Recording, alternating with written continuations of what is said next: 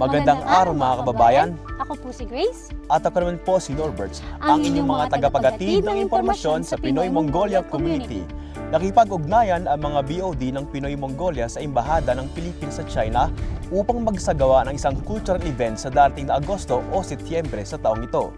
Ang programang ito ay wala pang nakalaang petsa dahil ito po ay nakadepende sa ating embahada.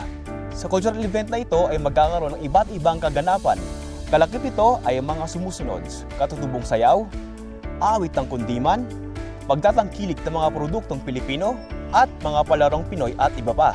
Nais din po namin ipaalam sa inyong lahat na ang dating Pinoy Mongolia page ay pinagpaplanuhan na gawing Pinoy Mongolia Kalakaran bilang suporta sa ating mga kababayan na nagnenegosyo o nagbebenta ng mga gamit dito sa Mongolia.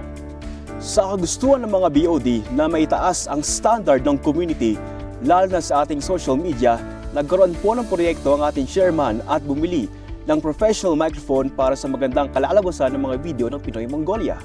Kung napansin mo nga, Norbert, noong tree planting, hindi maganda ang kinalabasan ng audio ng video natin, di ba? Dahil sa lumang microphone na gamit natin.